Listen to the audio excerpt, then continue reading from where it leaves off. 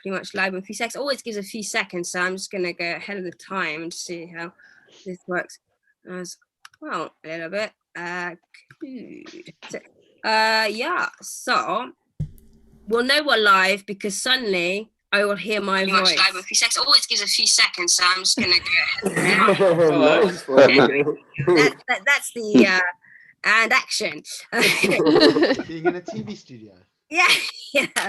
Oh, I feel so technical. Ooh, cool. Lovely. Welcome everybody to Frenzy Comedy. Wow. Yes, welcome everybody. Yeah. Okay. Really cool. Yeah, what a year it's been. I'll be honest with you, I feel a little overdressed to do a Zoom gig. You're not in your pajamas. a little bit overdressed, but it's okay. It's okay. Because we've got lots of other overdressed comedians, possibly one or two underdressed. No comment on that. To entertain us for one of the last gigs of Frenzy, which is really cool. Online Frenzy. It's been really fun, actually. It's been a weird year. I've learned a lot about myself. I don't know about you. I'm sure we have in many ways. How do we cope through the isolation? How do we get by? And what kind of triggers us to go to those further measures? You know, for example, for me, financially, I was like, I'm going through a point in the last few months. I was like, what do I do to get extra money? What do I do? And then my boss turned around to me and said, Anna, you've got to work with this person. And this person, I mean, I don't hate a lot of people.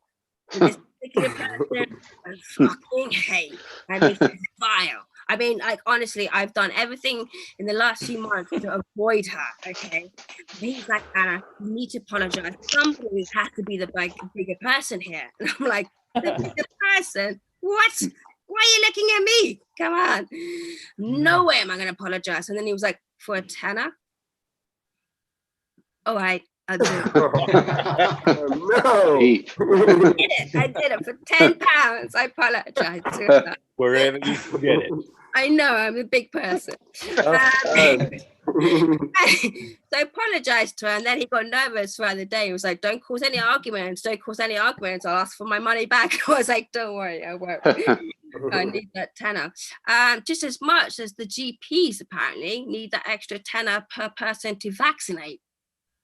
Getting on a serious point here, what the fuck is that about? I mean, come on, like, they get paid enough. And I mean, is it going to be one of those kind of things? I mean, I've worked in sales for years. Is it going to be one of those things where they're just like, the GPs are going, appointment, quick, and just jab. I mean, it's going to be dangerous. They're going to get to the point that just might as well be jabbing people with their eyes closed. I don't care. We've got it. Another £10. It turns out we're all feeling the strain in our own ways. £10 apparently does make a difference. I used to work for charity, by the way. So, yeah, that's where that comes from. So, yeah, this is nice. Something I do miss about 2019 personally. Is going on the tube and being a little bit cynical and, you know, seeing people smiling and thinking, why the fuck are you happy? That doesn't happen anymore, does it? It's the other way around. People look at me and probably thinking, why the fuck are you not wearing a mask? Anyway, that's fun. I will have a bit more of a rant about other stuff later because feel like we've got to get the whole year over and done with within the next hour. Woohoo! No, we've got a pretty fun lineup. How are we feeling? Are we ready for our first act? He's a brilliant. Yeah. Yay! On wait, okay. Let's bring him on in the Zoom room. Woohoo! For our first act, round of applause. Yeah, for Mark Rivlin. Evening all. Can you hear me? Yeah. Okay, I got 60 puns for you tonight. 60, can you believe it? Yeah. I mean, look at this bloody thing here. Yeah, it's like the road to Damascus. Hey, what about that one, eh? Anyway, what do you think of that? I'm not a big fan. Yeah, so I got an oral infection eating the wife's vegetables. That was herpes. Oh no. Yeah, and I'm sick of talking about all these bloody vaccines. It's a load of jabber. Come on, you can do better than that. And I don't know what you're complaining about, because all the blokes like a bit of furlough. Yeah, that's right.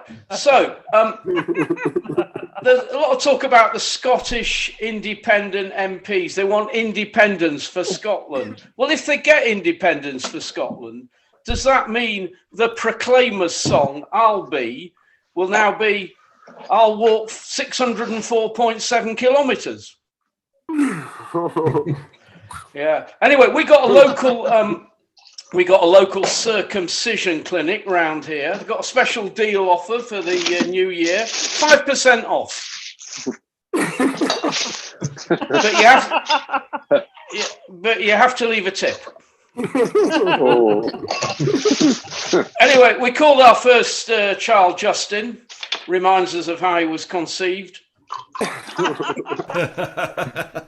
And the second child was born in Hertfordshire, and that was Welling. So I don't know whether you heard about this, but the director of Pulp Fiction couldn't go camping. Yeah. Tent in quarantino. Work it out. Come on. Yeah. So what about the Labour Party, eh? They can't stop leaving all the dirty linen in public. No, it's not that, though. It's leaving the dirty linen. So you've heard about the big problem with ice cream van wars. Well, I'm a journalist, and I got the scoop. Anyway, we couldn't sell our house because we were in a chain. No problems. We managed to sell the toilet. I was bowled over. What about the Mayor of London? What's the Mayor of London's favourite 1980s hit? Club Stropicana. I got a new gag about nappies. Spoiler alert. Come on, let's talk about smoking. That's a good segue. Oh, we got that. Apparently, there's an electrician doing comedy. Yeah, I've not seen him on the circuit. I've got this Welsh mate, right? He did a sworn statement for a court case. It was a taffy David. Anyway, last week, the wife caught me masturbating. She was really shocked. I said, calm down, get a grip. What about Shakespeare's wife? She was no good at football, couldn't even reach the Hathaway line. Anyway, I've just been to Morocco for a holiday. Yeah, it was a fez I was going through. Now, Usain Bolt, yeah, fastest sprinter in the world. You've all heard of him. In the 100 meters at the London Olympics, he shouted out to the guys lined up next to him, "Guys, I've got an idea to run past you." Went out clubbing last night. I'll tell you what, those seals put up a good fight.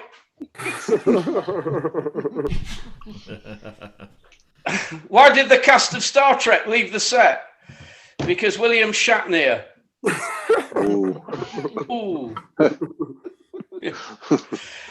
Anyway, bloody hell, it was the other night. I had to get some herbs for the wife 5 minutes before the supermarket closed.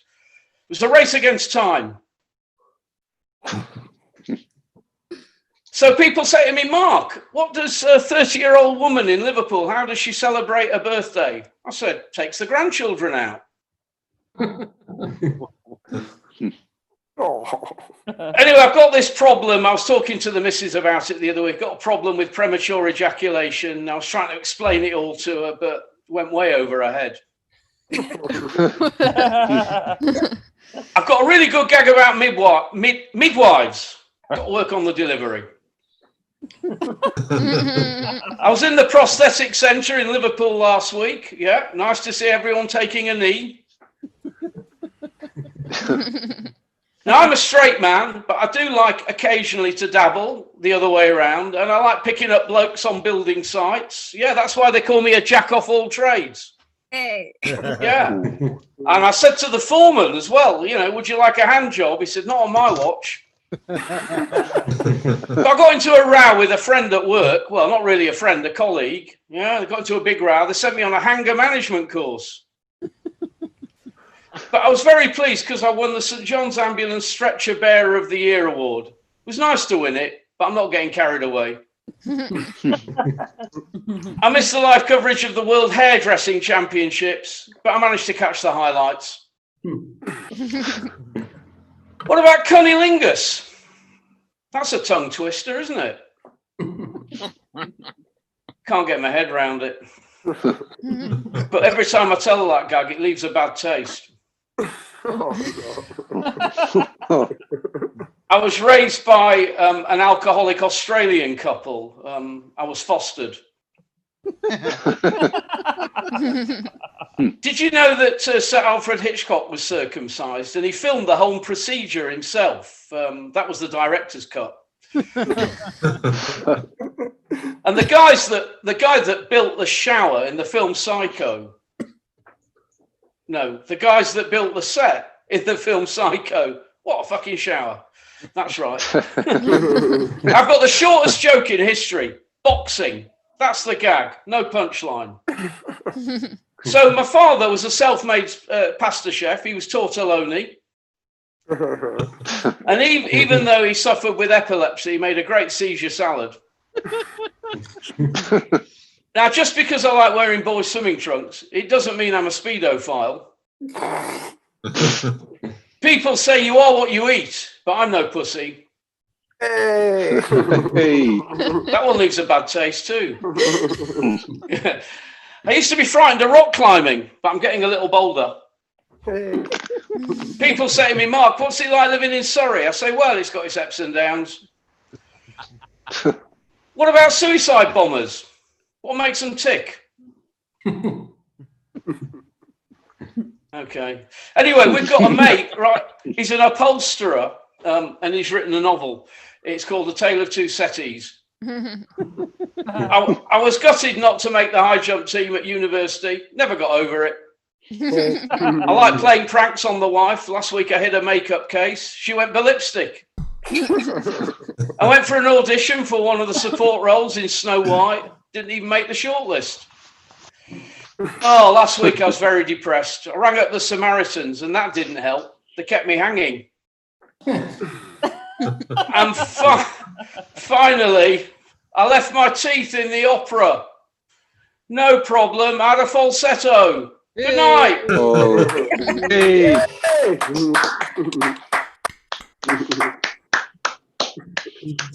Brilliant. Brilliant.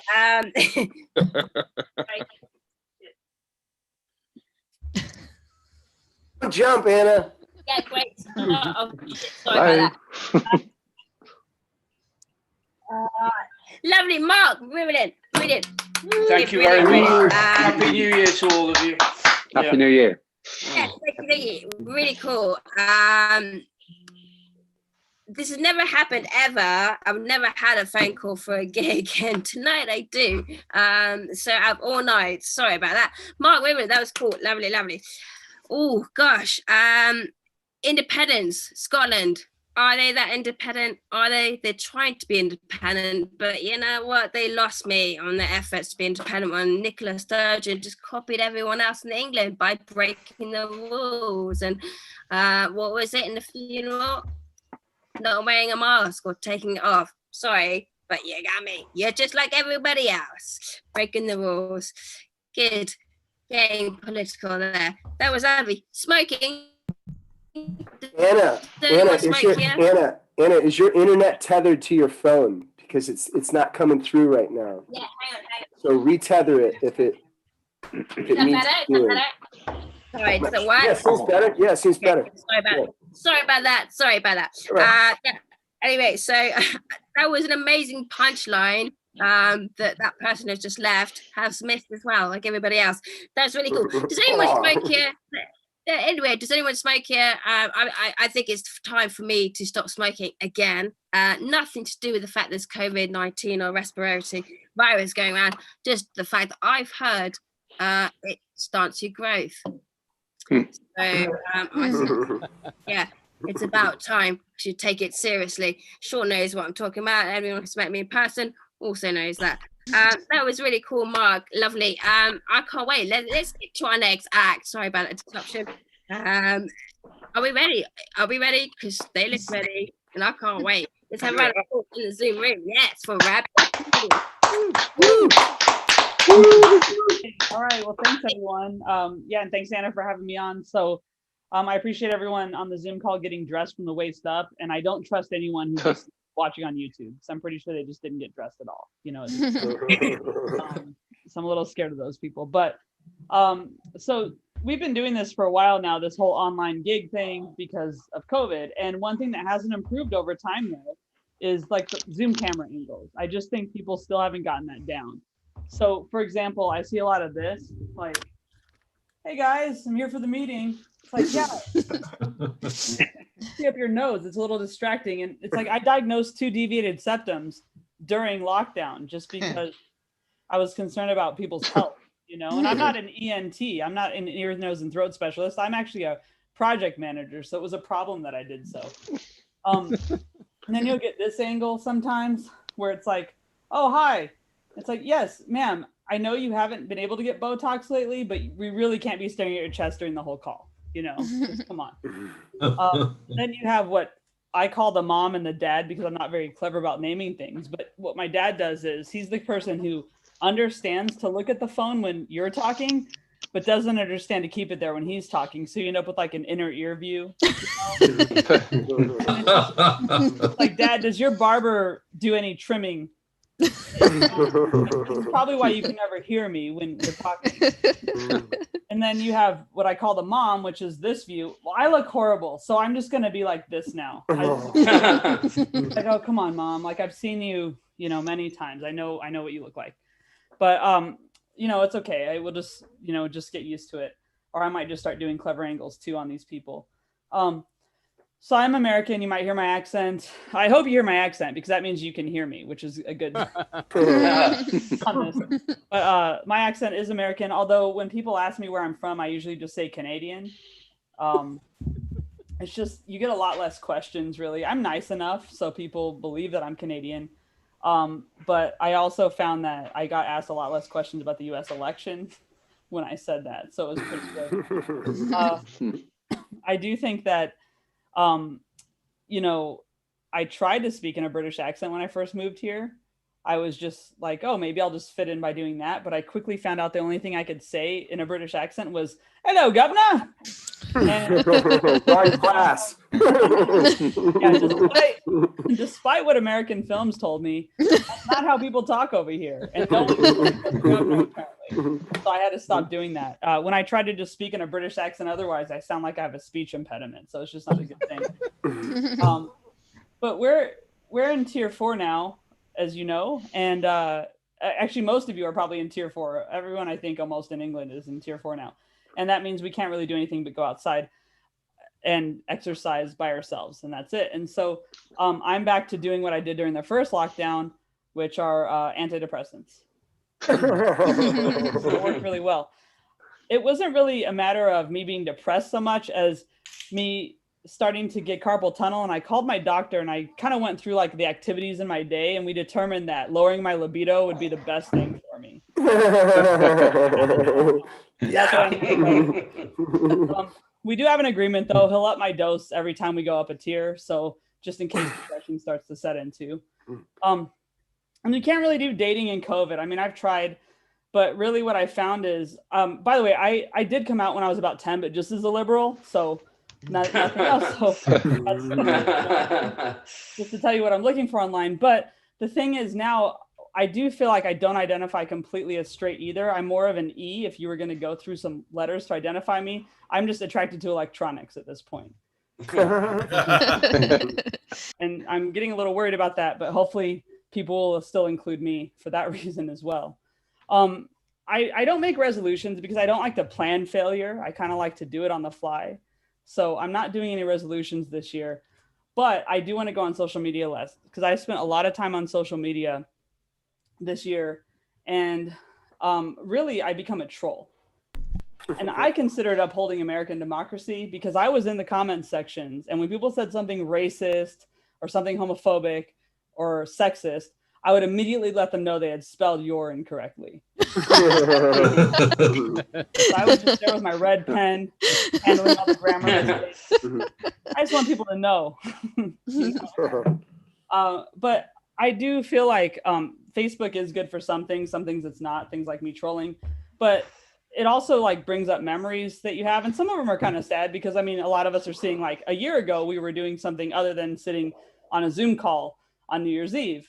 But then other memories are nice. Like I had one with my grandma come up recently. And well, I guess I should say it was more my memory than hers because she had dementia in that picture. But regardless, it's a memory. And it was just really nice to remember her, but then also to remember that she used to do this thing where she would like get the local newspaper and just flip through it and go right to the obituaries. And then she would start circling names. And I was like, oh, grandma's so aggressive. And then it was during lockdown when I realized she was just low-key stalking her exes at that point. You know, that's what we were doing in Facebook scroll. What are they up to? But she was a funny lady. She used to send articles into her hometown paper about stuff our family in California was doing. And I think she just wanted to be a writer. So it was kind of cool until one day I got an article that she had sent in about me. And I'll tell you, so my name is Rabiah Coon, as you can see on the marquee there. So Rabiah, my first name, it's Arabic. I'm half Lebanese. It's a nice name. My last name, though, Coon, it's spelled C-O-O-N, and it's the bad spelling of Coon. You know, my name's both ethnic and racist, basically. So I get this card from her, and I open it, and the article says, Coon graduates high school, and it's a picture of me. God. My grandma in Missouri, I think, was the first person to ever get canceled before that was a thing because of her article about me. But anyway, you guys have been great. Thank you so much, and Happy New Year, everyone. Hey, well done. Lovely, brilliant. Fantastic. Online dating. I mean, Rabiah, like, do you find it? So you were saying like it's more challenging now?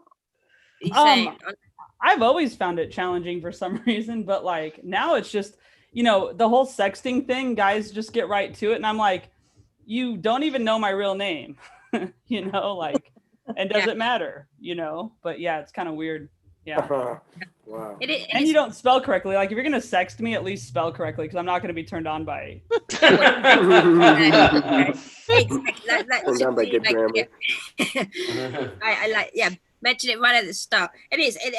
What I've noticed, online dating kind of reminds me, just general online dating before the pandemic, before whatever, is just reminds me of booking gigs. In the pandemic 2020 is full of empty promises, live gigs. You know, you get prepared, you're like, oh, let's book this, we maybe got a day, get prepared 2 days before, I know what I'm gonna do, and then it gets cancelled. They're very similar, I think. They remind me of the same thing. But what do? We go, fuck it, let's do it again. We'll organize another date, gig, whatever it is, same thing, full of empty promises. And it is that. But you know what, guys? I don't know about you guys. And Rabiah, I don't know about you, but I'm not into dick pics. Let's just get this out here. No dick pics, okay? I'm not. I know. On dating sites in the past, I've had a couple of dick pics, whatever, they've come past my way. But what I've noticed over the last couple of years is more dick pics have come via Facebook. And I'm like, I don't even know you, and we're not even friends. And they suddenly, and I'm like, I feel like I should put something on my Facebook profile saying, look, my eyesight is so bad, so no matter what dick pic you send me, either way, it's gonna be tiny. You know, laugh at me, like, don't bother, because I'm missing it. I'm not gonna handle that. Anyway, that was lovely, Rabiah, really cool. Let's go. Round of applause, Rabiah. All right, bring them up. Ready, Gil Rosenberg. All right, good. Hey, how are you all? Good. Okay. Yeah, nice. Okay. So, I'm from Israel. It's now almost midnight. In half hour, we will be in 2021. Yeah. So I'm from the future. Yeah, I can see. From the future. Okay. So I've got the vaccine for the corona last week. Yeah. I must say that I'm feeling good. I'm feeling good. A little pain in my tail, but nothing is good. Okay. I wrote a new song. I wrote a new song for 2020. Do you want to hear it? Yes. Yeah. I named it Bye Bye 2020. Okay, it's a new song. Okay. So are you ready for this? Yeah. Ready.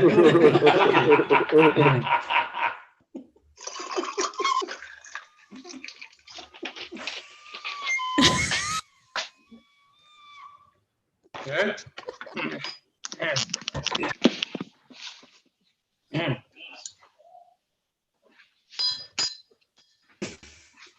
Okay. The finale of the song is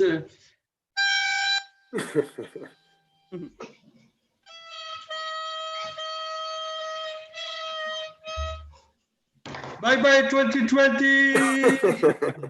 Yeah. Thank you. Beautiful. Last year I did the song and a snake came outside. I wrote it 2020. Yeah. So anyway, I have a single for this song. So if you want to buy it, so I would love to because I need money, and it's good. Okay, it's a special price for you, $500. Okay, so if you want, okay. In the last nights, I can't sleep. I can't sleep because my dog is barking all night. She's very upset on me after I caught her watching Pornhub. Yeah, actually, I saw a very terrible post on Facebook. Very terrible post on Facebook. Okay, about someone that she wants to give away her dog because her dog doesn't get along with her little kids. And I think this woman, she's awful. Okay, she's awful. She's a very terrible woman. Okay, why do you want to give away your dog? I think you should give away your kids.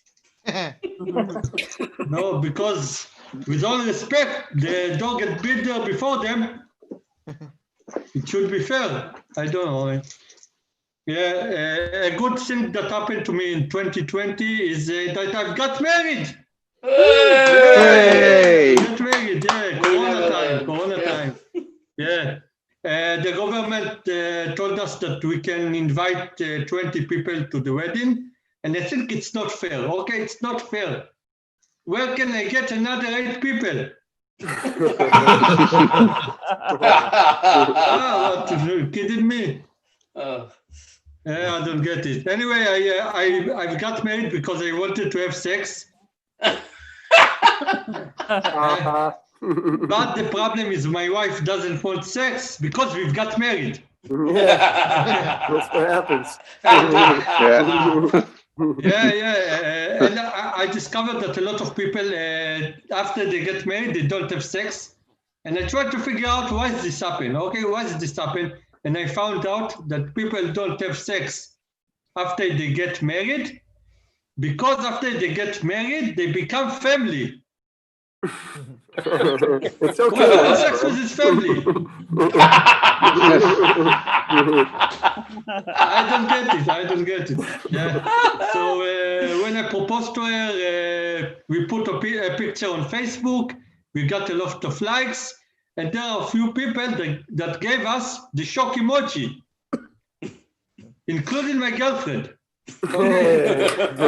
Sexist. And it really hurt my feeling. Okay, it really hurt my feeling because I tried to figure out what's going on in their head. Okay, and it's like they're thinking, this man is getting married. This man is getting married. Gil Rosenberg is getting married, and I'm not.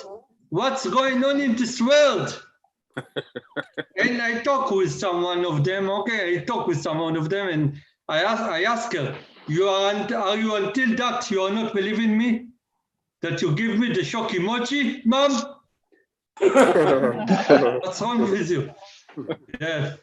One thing that I miss a lot in the last year is to go abroad, go outside Israel. Last year I was in Scotland. I went there to perform in the Edinburgh Festival, and I was there for 1 month. Okay, I was there such a long time. I started to think in English, but the problem is I don't know English, so I didn't know what I think about. It was a problem for me. Yeah, you know, a lot of people don't like the Israelis people. This is why when I'm outside Israel, I'm saying that I'm from other country. But I will not say that I'm from Germany or Spain because I don't know the language. So when they ask me, I tell them that I'm from England. Yeah, they believe me. Yeah, they believe me. I'm surprised it helps. Yeah. They believe me. Yeah, so I take a trip to Edinburgh. We had a transfer in Turkey. Okay, and in the airport in Turkey, the woman there, she split us for 2 lines of people. Okay, one line you go to the security check-in, the other line you stay here and shut up. So of course they sent me to the security check-in, and I asked the woman in the airport, why you do this to me? Why? Because I'm Israeli? She said, of course not. It's because you're Jewish. Oh dear. Son of a bitch. Yeah. So we got to Edinburgh, and I was the first person that go down from the airplane. Yeah, and there's someone that it happened to him. Okay, I will tell you something. Okay, when you are the first person that go down from the airplane, you have full responsibility because everyone depends on you. Okay, I felt like I'm the leader. I felt like Moses taking the chosen people to the chosen land, Scotland. Yeah. So I get down from the airplane and they all after me. So I go and they all follow me. So I led them to the bathroom because I had to go. And when I go outside from the bathroom, I saw all of them. They waited for me outside. And they start yelling at me, what are you doing? What do you do, tear gas? What are you doing? And I said, you yell at me? You are the stupid one. You give a man like me to lead you? What, are you crazy? Brooke, you would give a man like me to lead you? No fucking way.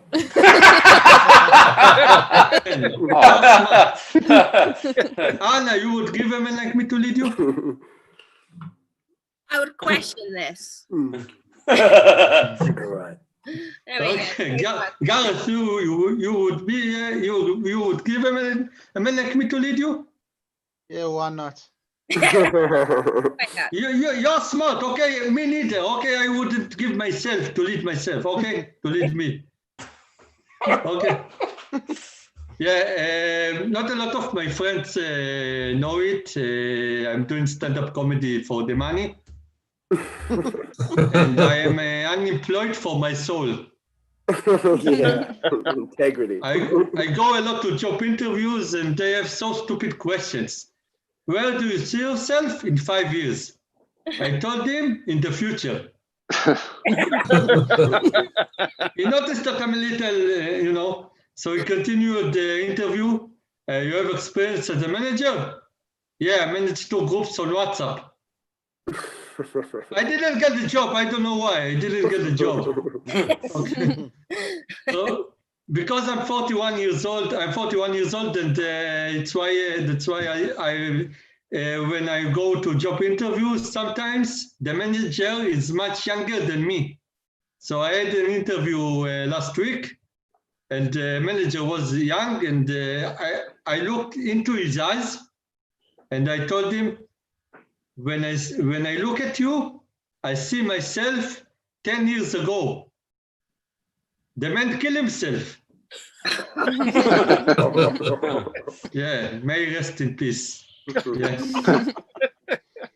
I noticed that a lot of people put a picture of their children in the office. And I ask, why you do this? Why? Why you do this? Why in the 8 hours that you are at work, you think you will forget how the kids look like? I don't get it. It's like the man will come to his house in the evening, and you will see 2 little kids running in the living room, and he will say, who are you? And they're like, we are you kids. And he's like, oh, yeah, I remember, yeah. I wasn't in the office today. Yeah. I've more time. I've got 30 time. seconds. You get 30 seconds. Okay. Last joke. I mean, it's not joke. It's my life. Okay. No. A lot of people hear that I'm a comedian, and they have the same question.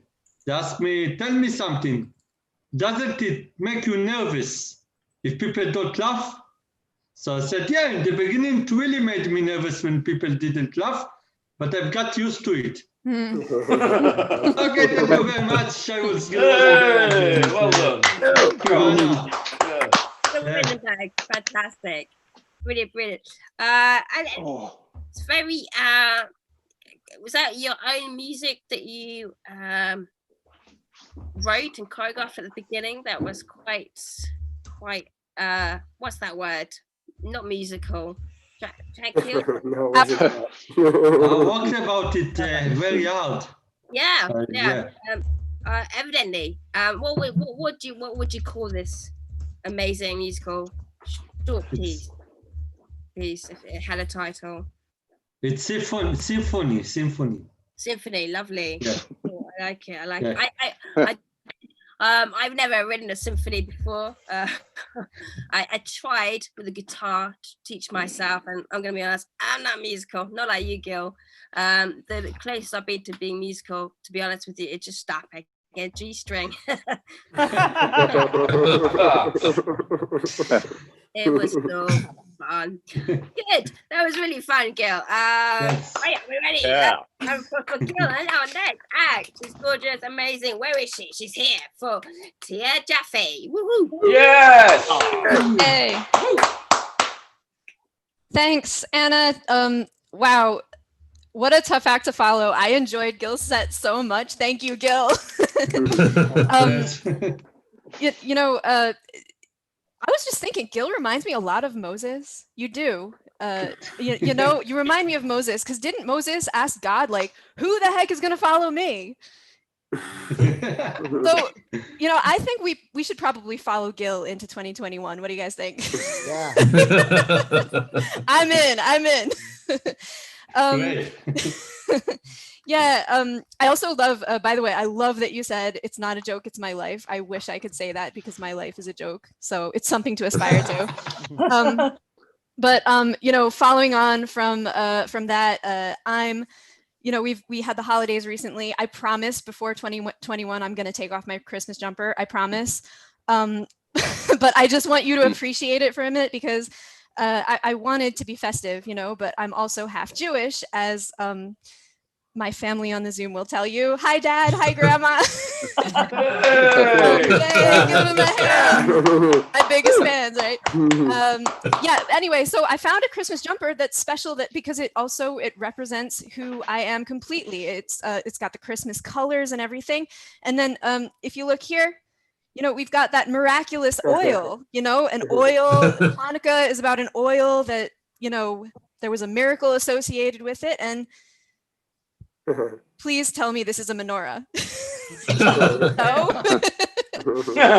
All right, that's the I last thought it was time. about fried food. It's about some, yeah, well, it's about food fried in a miraculous oil. I don't know about how your Hanukkahs have been going, but mine have been pretty trippy. Anyway, that's the last time I go Christmas shopping under the influence of an inadequate Hebrew school education. So, you know, I'm originally from New York. I'm here in the UK. I came here for the junior year abroad, stayed for the free healthcare, and will probably die here thanks to a pregnancy scare that almost 7 years later still isn't over. Yeah, that's right. By the way, I'll never forget announcing my pregnancy at work to like the open office, you know, those awkward pregnancy announcements, you know, via the customary group email. So like, I wasn't sure how to break the news, being single, no family in the UK, on the lowest salary in the company, probably the least qualified candidate for maternity leave. Fortunately, like a colleague had gone on mat leave a few weeks earlier, so I just copied and pasted the text from hers, like, "Hi all, I'm writing to share the exciting news that we / I am welcoming a baby, blah blah blah. Kind regards. P.S. At the very bottom, this is not a joke." A moment after I pressed send, the whole office erupted into chuckles. I'm like, scroll down! Anyway, yeah, so the joke's still on me. I'm still a single parent. That's why I'm usually the one on. Oh no. Yep, you know, Zoom etiquette. Right? Some of you have probably met my 6-year-old son, Moses, actually. Great name. Especially Dad and Grandma, I know you've met. He sends his apologies. Anna actually tried to book him for my spot, but I have safely enclosed him in one of Boris Johnson's support bubbles. You think he's getting enough oxygen in there? It's okay. I'll just leave my phone on. No, just kidding. He's in the other room recording his Netflix special. His comic timing is amazing. For example, when I'm searching for like analytics on my company's SharePoint, how does he know to interrupt me right after I've typed the first 4 letters of analytics? So that when I get back to my computer, I'm like, what was I doing on SharePoint? Oh, I'm very proud of him. During lockdown, he invented a completely new way to be rude. Yeah, it's like after he makes his point, he does this. For example, Mom, this pasta is just plain. I told you I wanted extra plain.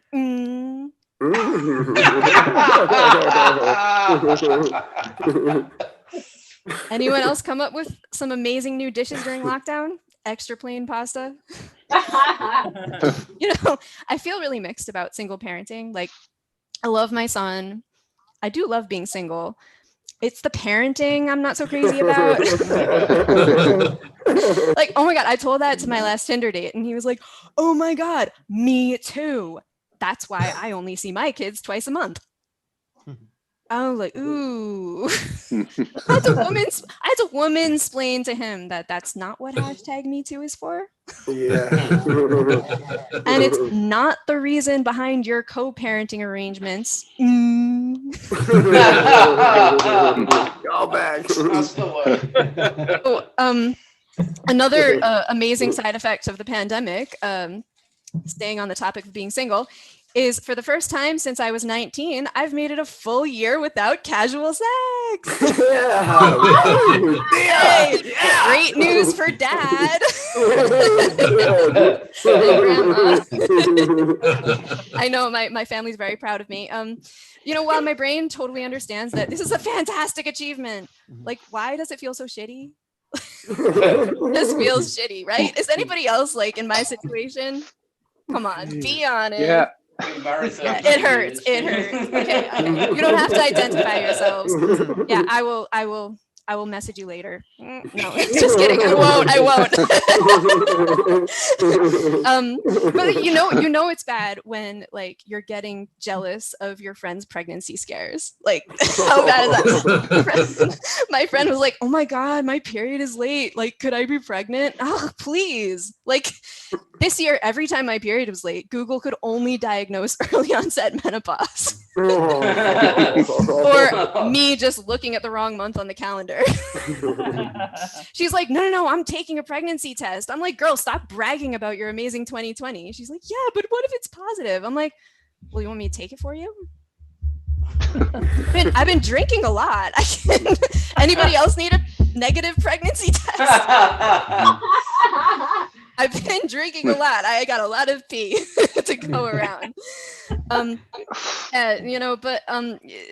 Look, seriously, that got me thinking, like, I've got a pregnancy test in my cupboard that's like about to expire.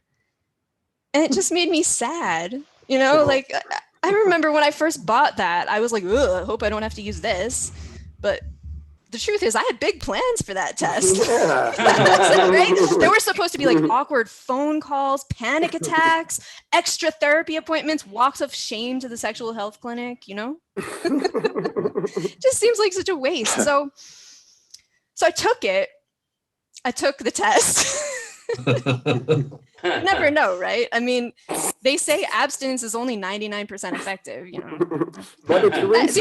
It was Christmas time. Right? What?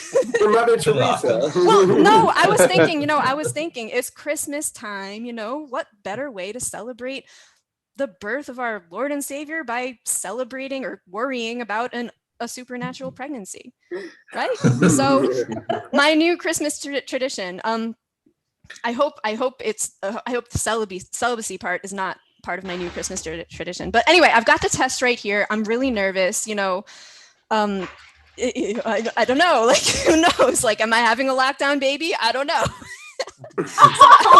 I want you guys to do me a favor and just like read the result for me because I can't look. So the big reveal, are you ready? So just one line is negative and a plus is positive. Look at my dad on the edge of a seat. Where is he? Look at grandma. Okay, ready guys? Oh, I can't look. See anything? You're good. I'm good? No, baby? Depends what you want. It depends what you want. I should probably take another one. These things are trash anyway. How much time do I have? I don't know. It depends how long it takes to pee to take it. Okay, can I tell you one dating story since we've been talking about dating? Okay, because that's like the first thing I'm gonna do when this is over. Like get on that Tinder, right? Oh my God, but dating is kind of weird when you're a single parent. Like, oh my God, I'll never forget the time I almost lost my son on a Tinder date. Oh no. No, the guy seemed nice. Well, kind of a narcissistic psychopath, but then again, who on Tinder isn't, right? I mean, I am. Anyway, so I just let my son watch cartoons on my phone. That's why he loves Tinder dates, because he just gets to like watch cartoons on my phone while I get drunk with some guy. Win-win. So after about 3 glasses of Prosecco and having most of my personal beliefs explained to me, he was a total gentleman about doing my share of the talking. Oh no. I excused myself. I said I really needed to pee. Now, I don't know if you guys have ever done this, but like, sometimes you excuse yourself using pee as an excuse, but really you just didn't want to fart at the table. So that was me. And but once I got into the toilet, I realized the walls were really thin. So I'm like, oh, I'm gonna have to do this quietly. So I'm trying to go like slow, like, but then I suddenly remembered my phone is out there and I don't like being away from my phone. So I'm like, I gotta hurry up. So I'm like, I can hurry this up. So I'm like, and I just didn't plan it very well. I shouldn't have trusted that fart. Totally shit myself. Like, yeah. Should have taken my underpants down first. Should have taken my diaper bag in with me. So I'm like, wow. The main thing behind this story is actually you should take extra underpants with you on a date. But anyway, so I get myself cleaned up, right? And now I'm commando. So this date is heating up. I cannot wait to like get back to the table, right? Try it. If a date is like blah, go to the toilet, remove your pants, remove your underwear, and go back to the table. So I cannot wait to show my date the new me, right? Like commando Thea. So I rushed back to the table. They were gone. I panicked. I don't know if you've ever lost your phone before. I guess you've never lost your phone before. Wow. Well, anyway, let me tell you, if I hadn't done already, I probably would have shit myself. So anyway, it was like, I was so freaked out. It was like time was in slow motion. So I flagged down there, just like, excuse me. And she's like, oh, you need the tech, honey? And I'm like, what? He took my kid and left me with a fucking bill? Stop looking at me like I'm a monster. I paid my half of the bill.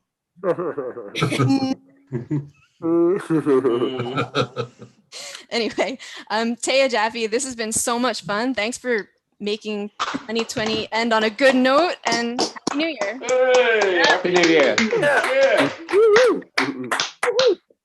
yeah. Fantastic. Thea Jaffe, yes. Wow.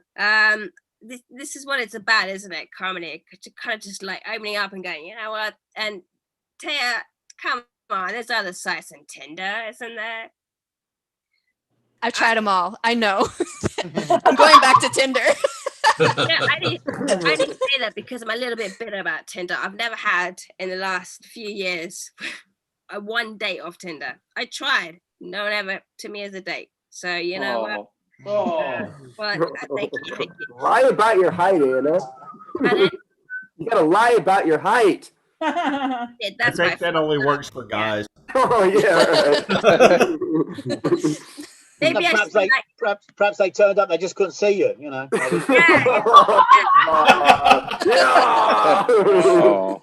weren't on the short list. So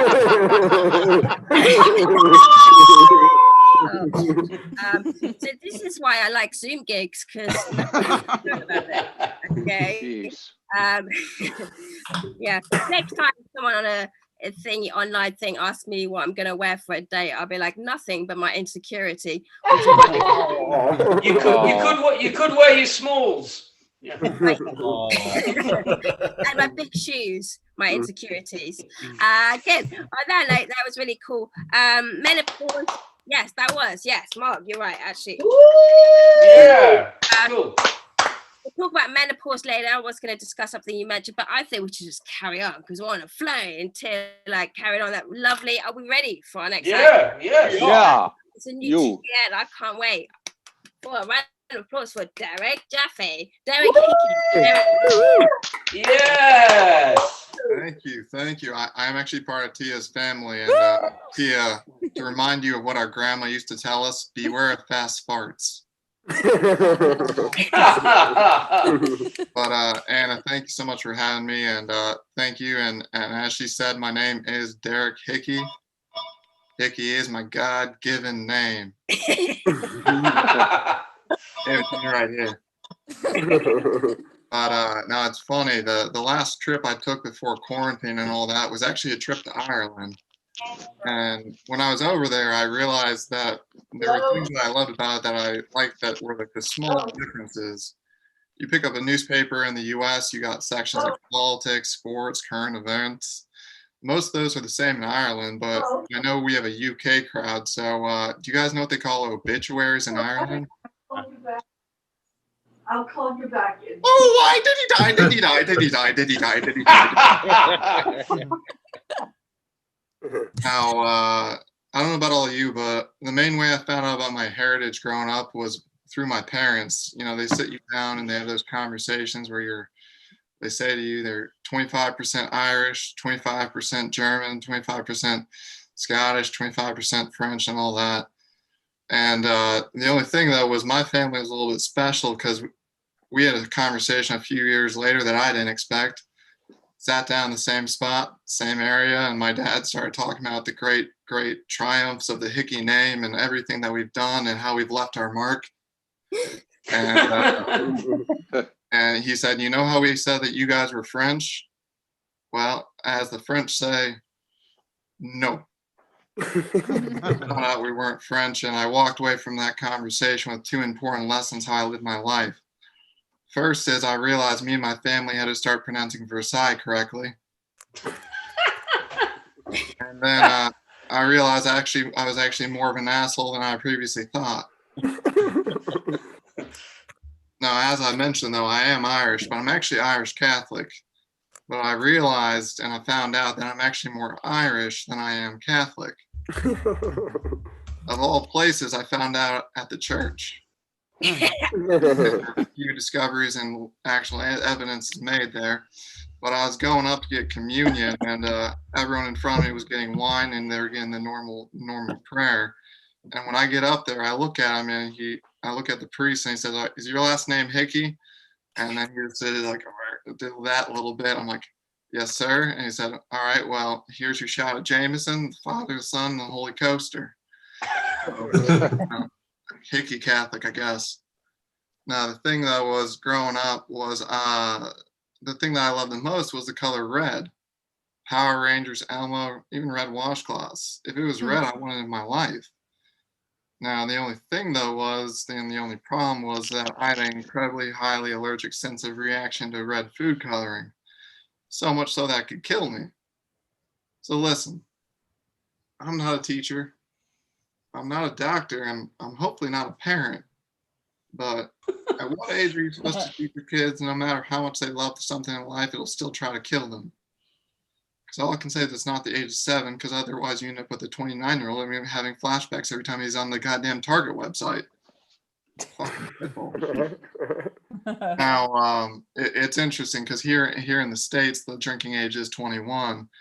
And, with that in mind, I got to tell you guys that I've always thought about that moment in life where I've made my parents the most proud of me. That point where you've truly peaked, the point when you realize that you can never make them prouder than they are at that given moment. And I realized I made them the proudest I ever could be when I became a 26-year-old med student at the age of 19. My name is Alex James Gilbert. For the next 7 years, I lived at 2705 Highland Drive in Columbia, Missouri. I was a terrorist, and that was a mix between a Taurus and an Aries because I was too drunk when I asked about my date of birth and I couldn't tell them my actual zodiac sign. But either way, I had an extra debit card, so they knew that I could actually get by with any sort of payments. Anyway.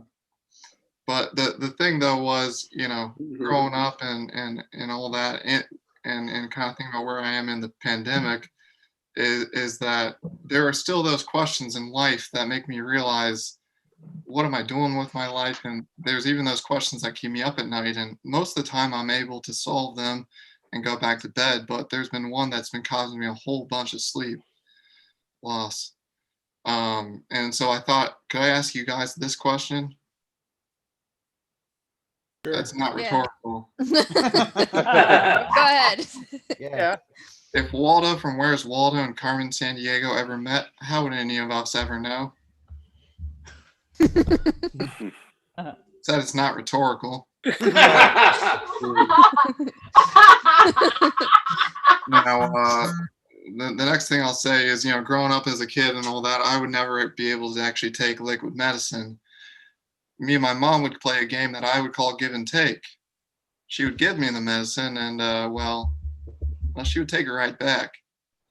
And it got so bad that she actually went to my doctor and she said, "Hey, doctor, how do I make sure my son just doesn't die? She was Irish. And so he gave her pills for me to take, and I still wouldn't take those pills. So she hated them on my food. So basically from the age of 3 to 13, I was a golden retriever. And the last thing I'll leave you guys with tonight here is, it's 5 o'clock here, so I guess, is, have you guys seen that show on Netflix, The House on Haunted Hill? Yeah. It's okay if you haven't, but awesome, great. Because I can actually summarize that show in a single sentence. White people complain about owning a second property.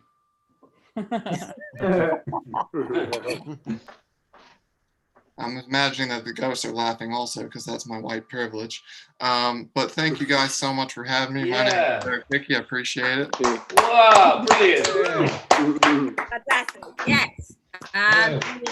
Derek Hickey. Yes. Round of applause. I love it. Wow. Medication from so young. That's that's too much fun, right? You just had fun too early, and then you were like, well, it depends what medication. I don't know. Cool. By the way, just really quickly, happy new year to Israel. Really Gil. Happy New Year, Gil. Soon in your place. Yeah. All right. So I won't be offended if you want to go and like talk to your mates and stuff, but really cool. So now basically no pressure for this gig. It's just got to get better. Okay, because 2021 has got to be already good. Fantastic. Church, I like that. Talk about church. My dad's a vicar. You know what? I've been saying to him, Dad, do Zoom gigs. He's like, no, I can't. Why? He's like, well, I can't.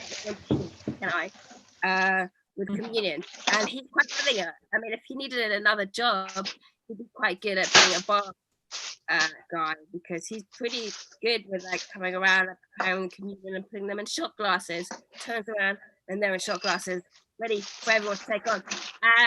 That's the only reason I like church. Derek, that was lovely. Happy New Year to Gil. I'm glad you're still here.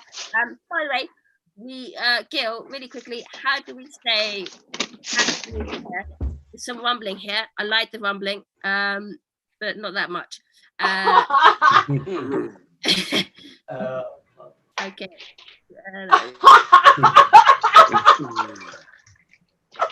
Sorry. Downing you out.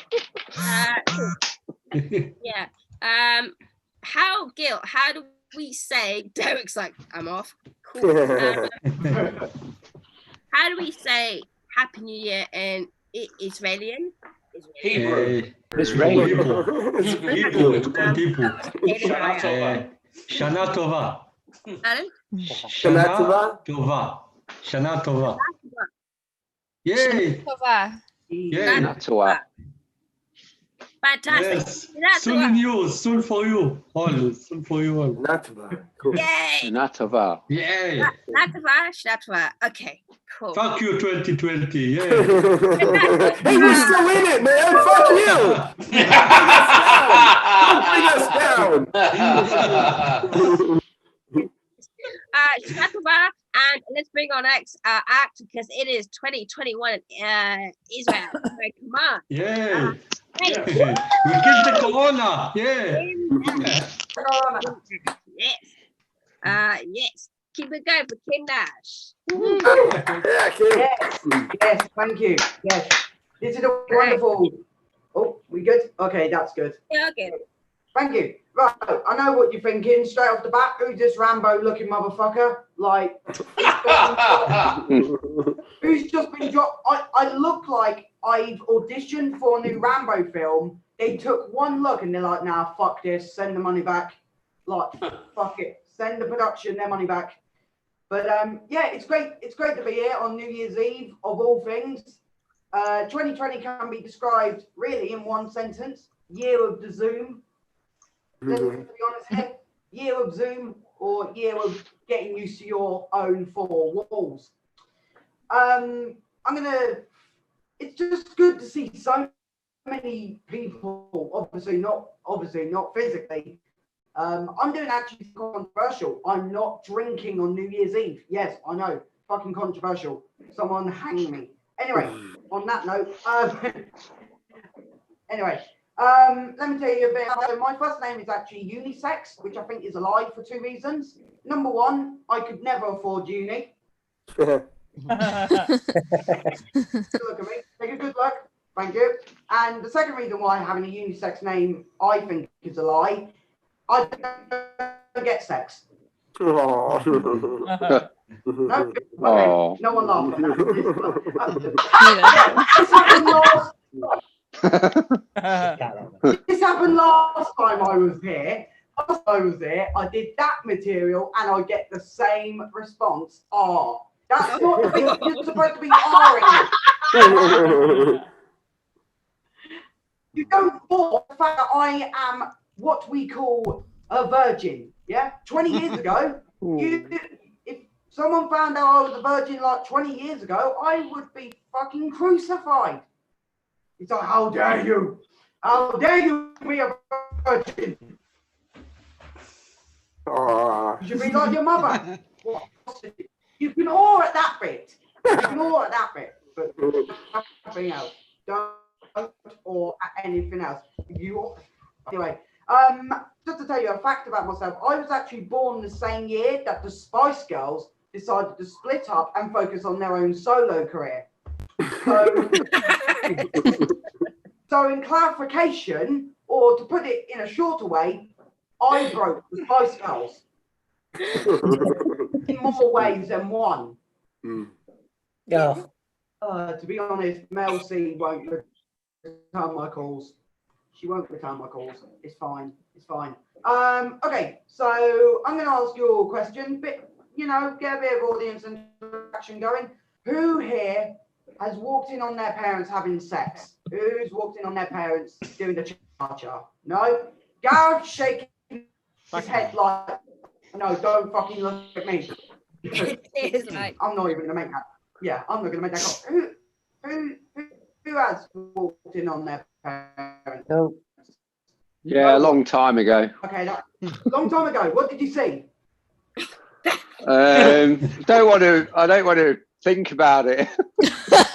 That is fair enough, sir. That is fair enough. I found my dog chewing on a condom. Same, but I'm a used condom. Right, let me just. My dad has left the Zoom. Let's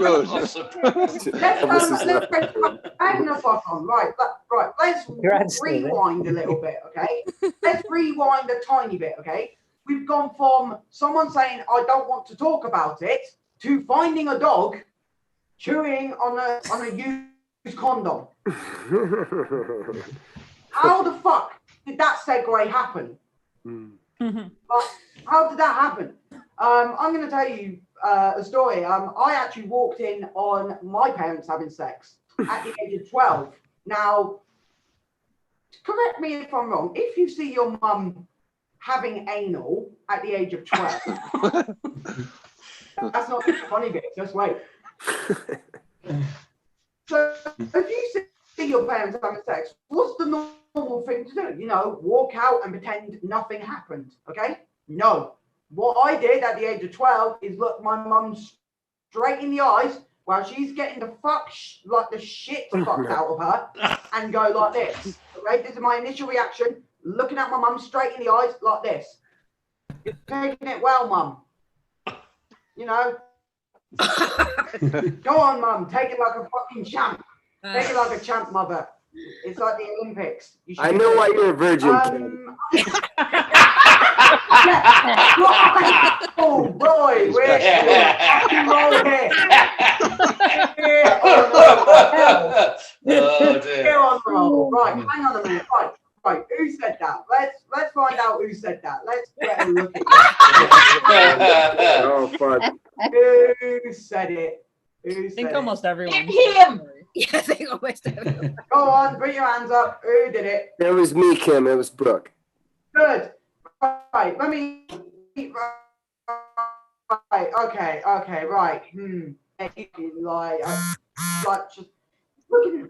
I'm going to stop making those comments there, otherwise I'm going to get done for apparently abusing the audience. Anyway, so ironically, my mum loves doing a lot, surprisingly. Okay, so Kit Kats, the chocolate bar Kit Kats. I'm going to ruin Kit Kats for you. Kit Kats are a bit like fingering, 2 fingers. Yeah. I'll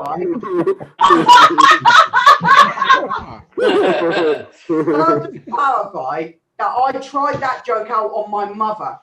Okay, that's the ironic thing about it.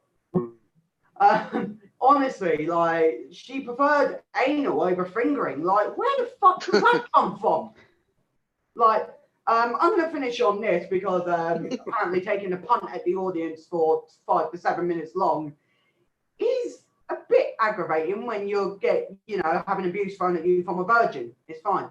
I'm going to just say this. Loads of people are dying during 2020. Yes, 2020 has been an absolute shit show, not just like physically for us being locked in our homes, mentally as well.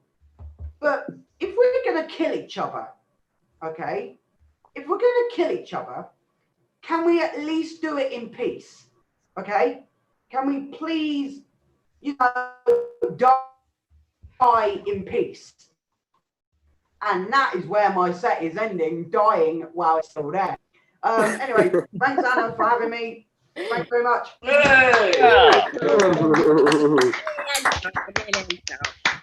Thank you so much, Kym Nash. Good to see you again. Looking healthy and non-sexed up, apparently.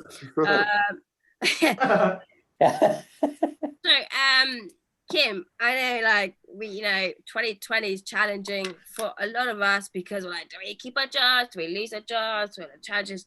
I didn't know you that well, but I reckon you could be many things in life, but just really have a think about if you're ever going to be one of those teachers that teach sex education. I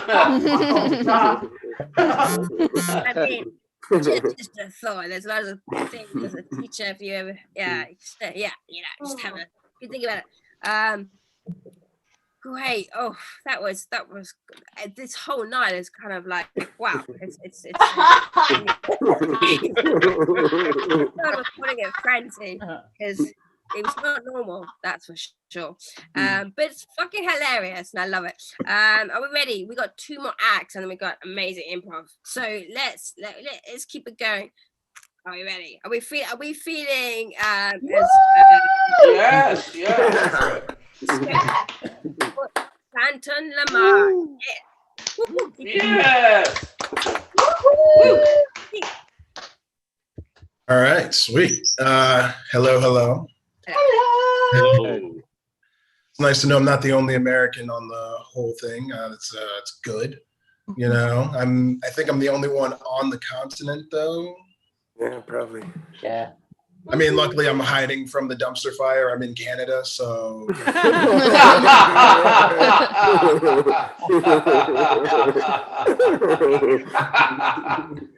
Everything's so much better up here. Legal weed, lower death rate. It's great. Maybe there's a correlation there. I think so. But yeah, like, I feel like everybody's got, the same blues with this pandemic. Everybody misses traveling. Like, I definitely do. Like, I don't know, I miss going places and, trying new food and meeting people. Like the things you miss, getting outside of your bubble, And like the last time I was like in Edinburgh, actually, like when I was in the UK, I was outside of my hostel and this French guy comes up to me and he's like, "Hey, can I touch your hair?" Wait,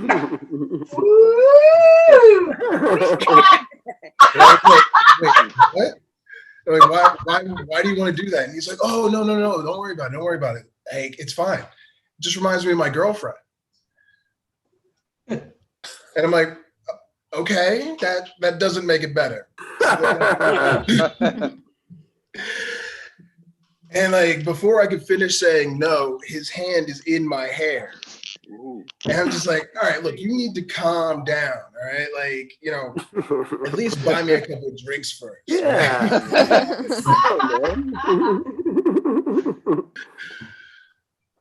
But it's it's one hell of a thing. Like I miss traveling. Like, I don't know, it was always nice, like, leaving North America and going anywhere else. Like, I was always able to find drugs in any country, which was great. And I mean, like, there aren't a lot of privileges to traveling as a Black guy, but Like the main one is nobody ever thinks I'm a cop. Nice one. Like it's always fun though, because like I've tried to like, you know, execute a drug deal. I'm like, okay, that person looks like they might have drugs. All right. And then like I go over and try to start the conversation, and I'm like, all right, so yeah, you got the stuff? And they're like, oh no, do you got the stuff? I mean, I think I'm, you know, we end up going back and forth for 20 minutes trying to buy drugs off each other, and essentially. Oh, I miss it so much, but I don't know, like, yeah, like, I don't know, like, how much time do I have, Anna? You're good, like 3 minutes. Cool. 3 minutes, cool. I'll finish with this story. Like, 3 minutes. you know, you learn a lot about yourself when you travel, and like, I learned that I love having sex that I'm not supposed to have. I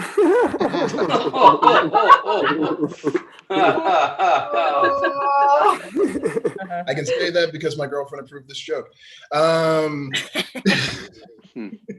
like I love having sex I'm not supposed to have. Like I'll explain, right? So like I used to work in China, right? And I was teaching English, and at the school, every teacher had an iPad, right? And I, of course, wanted an iPad. So, of course, I got fired from that job. Not for stealing an iPad, but for fucking my boss's wife. Oh boy! Oh man! Not supposed to have it, then. Oh, wow! And I mean, I will say, like, my favorite type of sex I'm not supposed to have is with the daughters of racist men. Yes. Yeah, that's why I'm dating a Russian.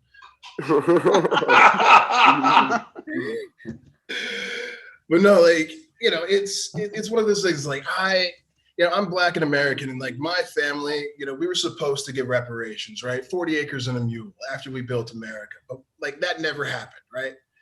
And like I'm okay with not getting 40 acres and a mule. Like I'll take 40 slutty white girls and a bottle of lube. Yeah.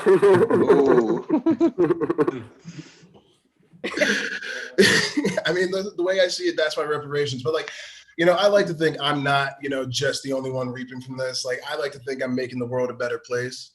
You know, I like to think anytime I can make one of these girls come, somewhere in the world, her father just has an epiphany, you know, just out of nowhere. He's just like, I don't know what's going on here. I don't know what it is. But I got less of an urge to call the next black guy I see a nigger. I don't know what it is, but the feeling just keeps washing over me in waves. It just keeps coming over me. I can't stop it. I don't know where it's coming from. It's just so joyous. I wouldn't even mind if my grandchild looked like Tiger Woods. And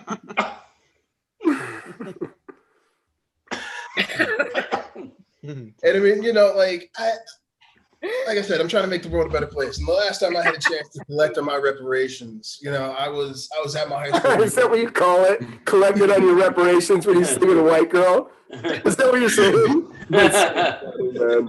Oh God. All right. Oh, sorry.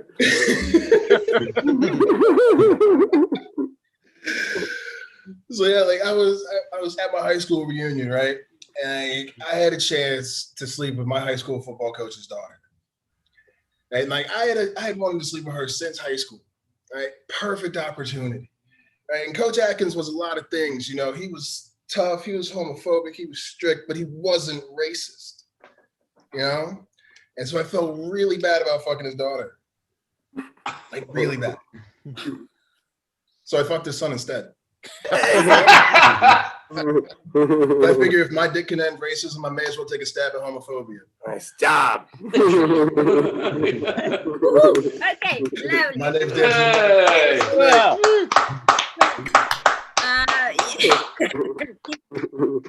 Keep clapping. Okay, it's a safe clap. We're not spreading it too much. That's done. I mean, this could be a matchmaking kind of thing that we're doing, or a discussion on how to write the best sex book in the world. Danton, Kym, linked together. Jesus, I don't know what advice you can give. Toxic. Yeah, toxic, absolutely. But some people like toxic. No, I mean toxic. TikTok sick. Oh, okay. Cool. That was really cool. Really fun. Okay, we got are we ready? We got 2 more fun things going on. So we got Peter, our next act. Are we ready, Peter? And then we got some improv. Yes. Yeah. Come on, you hoes. Yo. Yeah. Ready to go? Yeah. Yeah. Michael. Hey, it's lovely. I'm lovely. Right, I'm on.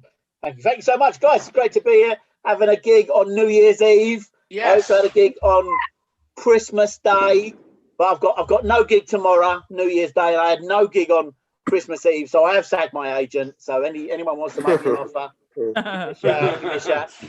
Normally, I'm not normally a fan of Christmas, which is code for "Have you met my family?" But the best, normally for me, the best part of Christmas is you get a few days off, don't you?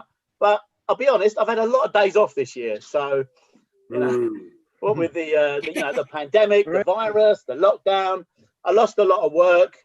I was thinking to myself, what shall I do? Shall I go and work in a supermarket like a lot of people are doing, earn some money, see people every day, be a key worker? Shall I be a volunteer? Shall I go and deliver some medicines or food to people that need them? Or shall I stay at home, you know, have a mental breakdown like a proper comedian? Yeah. I think you guys know what I chose, guys. You know, those in the gig. I lost all me lookalike work. Lost all me lookalike work as Moby.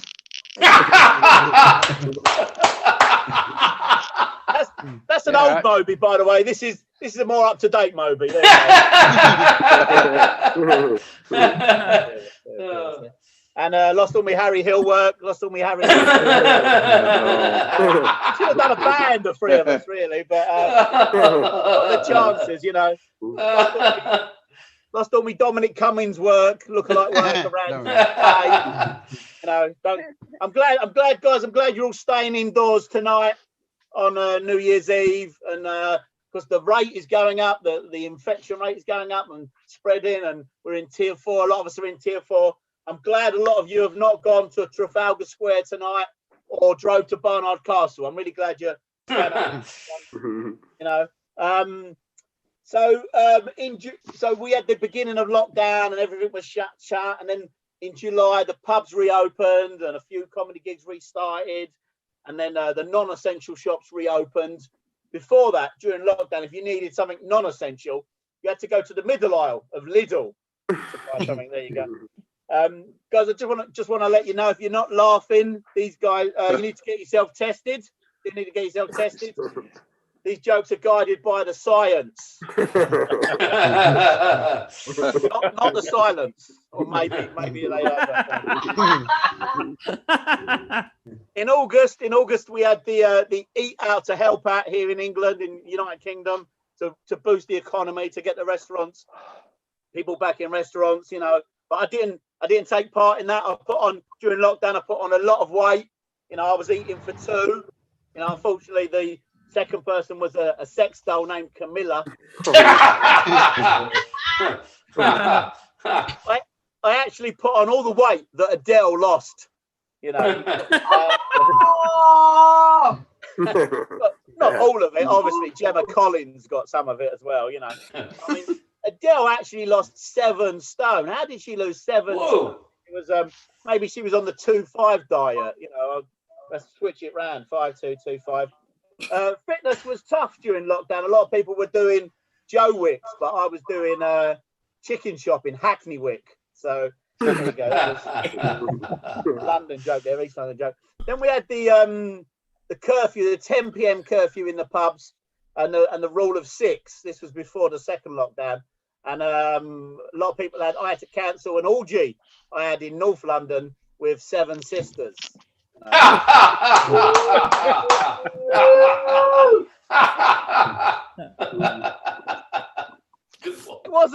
The lockdown wasn't a complete waste of time for me. I did kind of have a bit of a zone out a little bit and just watching DVDs and television, and but I did manage to complete my PhD finally. After all these years, I have a Pornhub diploma.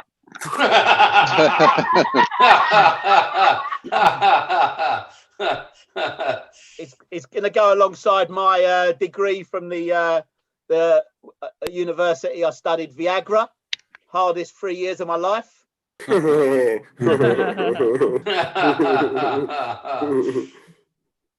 favorite part of lockdown was like the traffic. There was no traffic, the empty roads, and you could walk in the middle of the road, pick up all the food that the animals hadn't eaten.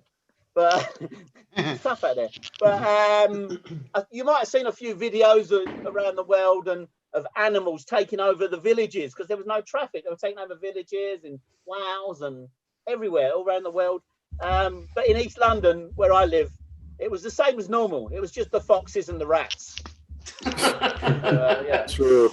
I do live in East London, as a few of the other acts do. I read in the paper during the early lockdown that the death rates were higher in deprived areas. So my dilemma was, what should I do? Should I put my parents in a care home or just leave them in East London? My second favourite part of lockdown, or joint favourite, was the clapping for the carers on Thursday nights at 8 o'clock outside. We're allowed to leave our houses for 5 minutes, and people were putting, like the children were being encouraged to put posters in the windows, like thank you NHS. We had some Black Lives Matters in the windows, justice for Grenfell here in London. And in my window, Boris Johnson is a lying, cheating, alcoholic cunt. A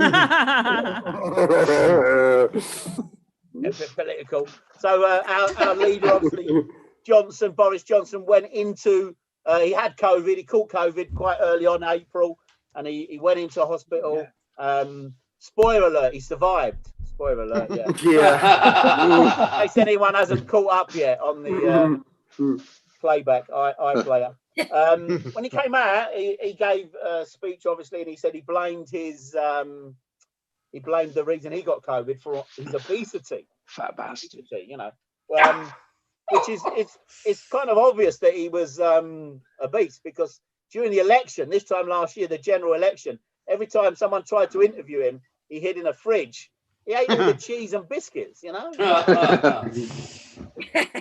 across the water, Donald Trump also caught COVID before the election. Went into hospital, finally getting value for all that tax money that he's paid over the years, Donald Trump. His accountant, that was bad publicity for Donald Trump not paying any tax just before the election, a couple of weeks before the general election over there, presidential election, I should say. But it was good news for his accountant. Donald Trump's accountant was getting like phone calls, inquiries from across the world from other presidents, prime ministers, and British comedian Jimmy Carr. He sort of wanted to get involved. That was an old one, Jimmy Carr. I'll finish up on the 2012. Talk about the vaccine. A couple of people mentioned the vaccine earlier. I think it was Gil, wasn't it? Talking about the vaccine in Israel. We've got the free vaccines. We've got the Pfizer vaccine, which is 94% accurate at the moment, effective at the moment. The Mordine vaccine is also 94%. I think the AstraZeneca one is coming. That's coming very soon. Dolly Parton actually donated £1 million for the Modena $1 million, sorry, for the Modena vaccine in America, and she even offered to go in and work in the lab and the office 9 till 5. A way to make a living. What a setup. I forgot, there's one more vaccine, actually. I forgot about the one more vaccine, the Russian vaccine. That's 127% effective. So can't get any volunteers for it, though. That's the thing, I'll finish on one thing a little bit controversial. Everyone's talking about it. A lot of people were anti-lockdown. A lot of people were anti-mask, and a lot of people are anti-vaccine. I got a phone call the other day. They said, "Hello, would you like to consolidate all your anti? Your aunties. Sales calls. They think of everything. These sales calls: anti-vax, anti-mask, anti-lockdown. Would you like to consolidate all your anti-beliefs into one decent anti-establishment, anti-Johnson?" I said, "Yeah, sign me up for that. Yeah, that's great. That's my set, guys. I'm gonna. Hey, come on, you hoes! I'm gonna go mad. I'm just gonna have a half.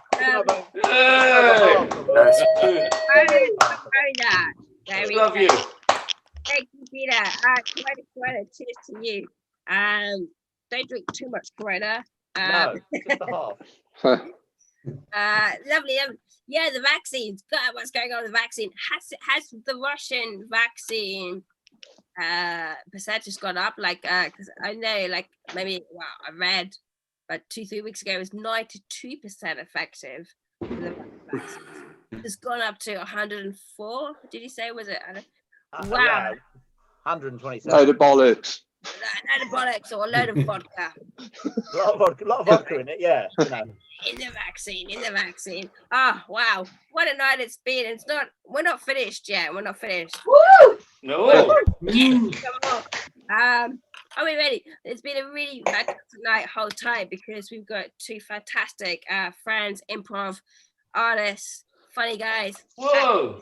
What do you want to call them? Improv guys and comedians and everything else. I'm not going to do too much. You know why?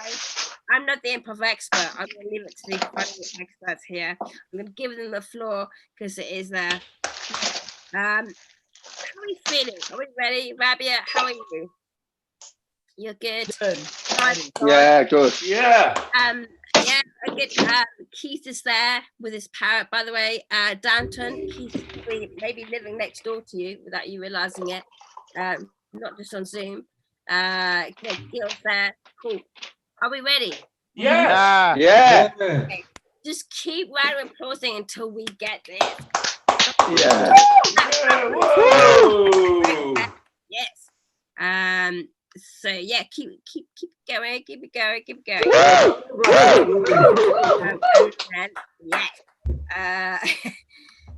Just keep it. Yeah.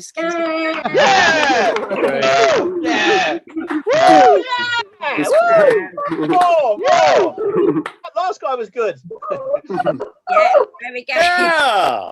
Gotcha. Hi. Yeah. Hi, Brooke. Hello, Jack. And also, I was wondering if Clive Walker, if we could mute him maybe, unless... Yeah, because there's a lot of static background coming noise. our way. Just... He's gone mute now. Thanks. Cool. Yeah. Okay. Great stuff so far. Great stuff so far. This is what a way to go into next year. I got last week. I did the asking for something. Brooke, do you want to go for something this week or? Yeah, let's. I thought we'd just let's ask for a couple things. But Yeah, one okay. thing we haven't asked for yet, and I thought might be fun to ask for, is just like an object. Does anybody have a suggestion of an object? Lamp. Ooh. A lamp. Gareth says lamp. A lamp. Okay, so we got a lamp. Anything else you'd like to ask for, Jack? Yeah. Can we let's just get a season. Give me a season. Hot. Summer. Summer. Did I hear summer? Yeah. Yeah, great. Okay. It's going fantastically well. So we got summer and we've got a lamp. Ooh, hot. Let's go. We're just going to make some stuff up. Woo. Derek, I'm concerned that your tan is beyond deep. You've clearly gotten enough vitamin D this year, and I have no idea why you're going to the tanning beds on rainy days, Derek. Well, it's a sort of a secret, Frank. But, I'll let you in on it, all right? But don't tell anyone else, all right? The fact is, I'm still a virgin, Frank. And when I go to the tanning salon on a rainy day, I'm sort of looking for love, really. If I'm honest, Derek. you're not to tell anybody about this. You understand? Derek. It would be good for my image. Do you know what I mean? Derek, I'm your agent. Of course, I'm not going to tell anybody something like that. Right. You are one of the most attractive models in magazines today. And That is an astonishing thing to say to me. Say again? That's an astonishing thing to say to me. You're my agent, and I have to believe you, but I don't feel like I can ever get enough tan. Do you know what I mean? It's never quite enough. And rain, shine, blizzards, myself down at a fucking tanning place, looking for love, but also looking for success in my career. And Derek, Derek, slow down. Sorry, mate. Sorry, I'm just a bit hyper because I haven't had a job for quite a while. I'm not blaming you. This is why, Derek, it's always hard to break the news to you. It's just you have a certain color that the public knows you by. And the reason I haven't been able to book you is just you're tanning on rainy days during the summer. It's what? Derek, I think that you might either you got to slow it down or you're going to need a new agent. The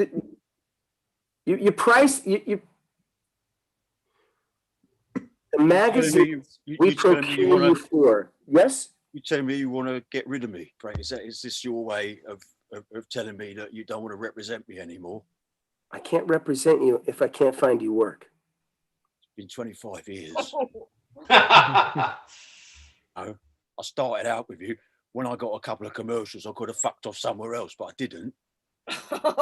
This is a bit hard here, all right? Derek, you paid for my vacation home. That makes me feel really wanted. Well, I mean, you don't have to rub it in. I know I need you. I need you. Well, which is why I'm asking you to lay off the lamp. All right. I've obviously taken a wrong turn. I thought I wasn't tanned enough, but I'm hearing that I'm overdoing the tan a bit. I don't know how long it's going to take for this to fade. That's the problem. Because I've got really, really, really fucking dark. You know what I mean? You're aging more quickly, Derek. Derek, you're my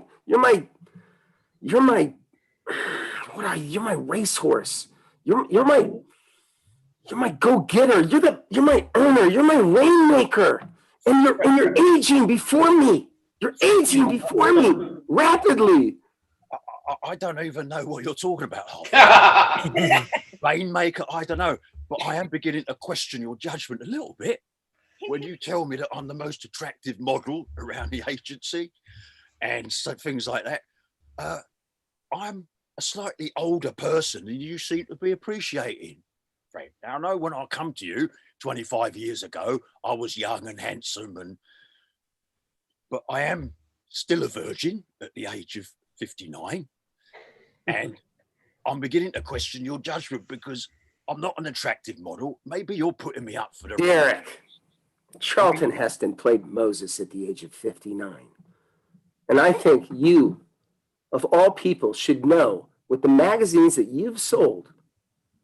Yes.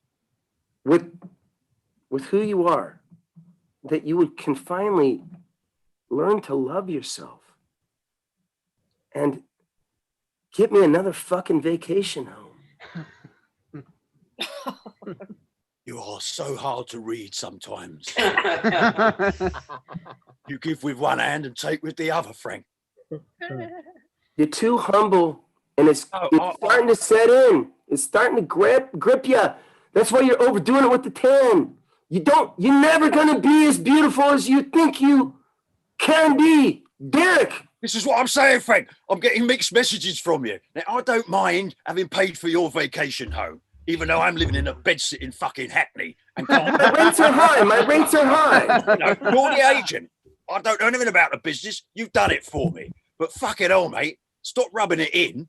Look at me. I am an older man. I am not a beautiful model. Now, that's nothing to do with me having body dysmorphia or anything. It's just a fact. And you've got to start putting me up for appropriate things. Last week, what did you send me up for? One of the kids in the famous fucking Five. Come on. I'm an older client, and you've got to adjust to that. I don't normally speak to you like this, Frank, because like most actors, I'm terrified of my fucking agent kicking me out. But I've just got to say, I don't think I'm going up for the right kinds of stuff. I don't think it's to do with my tan. I think it's because I'm walking through the door and they're going, why have they sent this old man for a part that is an 18-year-old?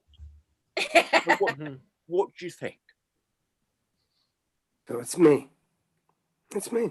Oh, I've done it. Have I crossed the line? You're going to get rid of me now, aren't you? But I've just got to tell the truth, Frank. I can't. It's embarrassing to me when I walk into a casting and everyone there's about 12. So I just need you to put me up for things. I don't mind if it's granddad's. I don't mind if it's a corpse. Just something that is a bit more appropriate to what you're seeing here. I've blown it. I believed in you too much. You're a mind. To me, Derek, to me, you're always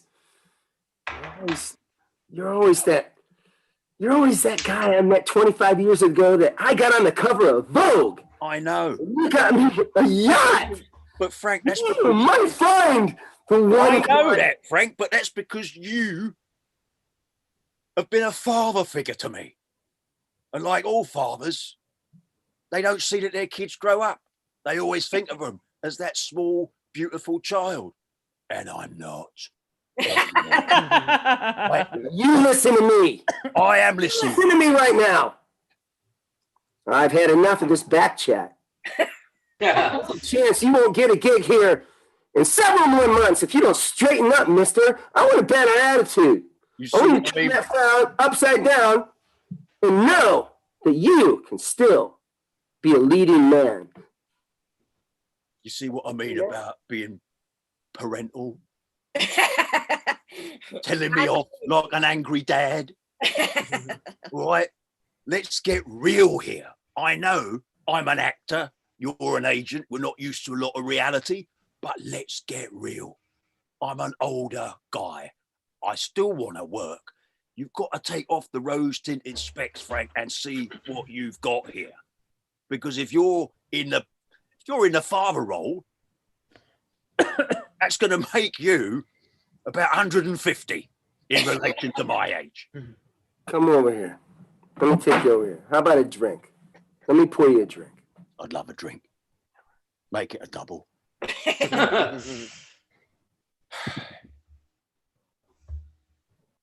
Double whiskey for you. Thank you very much. And a double Cheers. whiskey. Cheers.